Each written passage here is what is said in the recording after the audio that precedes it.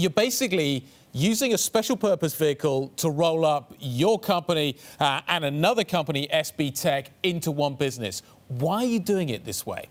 Well, we had three objectives. One was to, be able to combine with SBTech, which we think is going to significantly catapult our product and technology forward in the coming years. Second was to raise capital that we could use to enter new states that are rapidly legalizing sports betting online.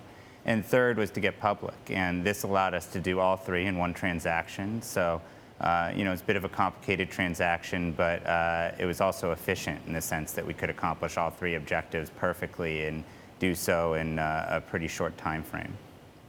Was this always the plan? Did you always see yourself going down this road rather than going down the IPO route?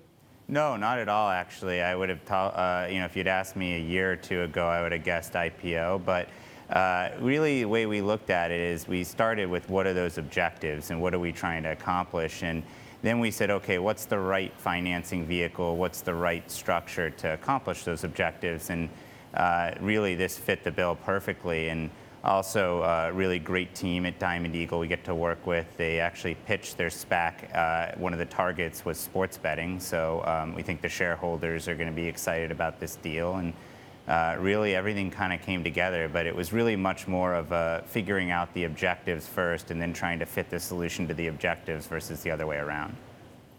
How big is sports betting going to be in the United States? We're pretty comfortable with it over here in the UK. It's something that has been here for a while, and the regulations have got better and better as time has gone on. How big will the industry be in the United States, and which sports do you see yourself focusing on?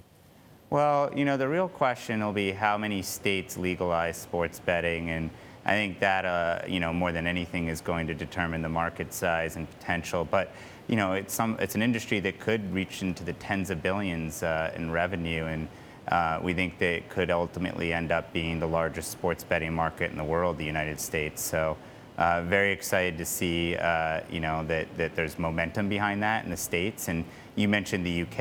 It's nice also to be able to look at other markets and see, on a per capita basis or whatever other measure you want to look at and be able to use that to, come up with some sort of range of how big this could be in the United States. Does it take in everything? I've got friends of mine that bet on everything from golf to darts. Do you focus on specific sports, or do you see yourself taking everything in? Well, we offer dozens of sports now, so we'll continue to do that. Obviously, we think that the most important sports for the U.S. are going to be sports like football, basketball, baseball, hockey. Those are sports that we think, really in many ways have been underdeveloped from a sports betting perspective because they're not as popular in other parts of the world where much of the sports betting technology and market making has been created.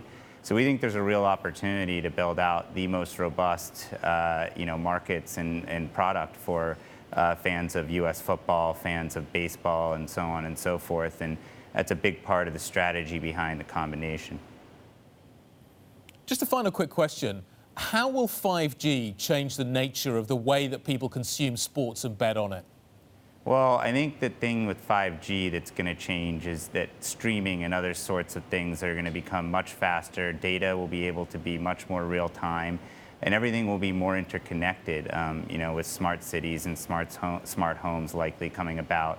I think what that'll do for our industry is everything's going to have to connect to each other. So I'm going to want to be, potentially making a bet on my phone, but I walk in my house and I tell my smart speaker or some other device, hey, make this bet for me tonight. And I want everything to kind of know what I'm doing. And then when I actually, have the bet go, when the games go live, I want my television and other devices to know what I'm interested in watching. And I think that, what you're going to see in the coming years is that 5G and other sorts of technology are going to enable this incredibly interconnected experience. And that's really what the consumer is looking for, I believe.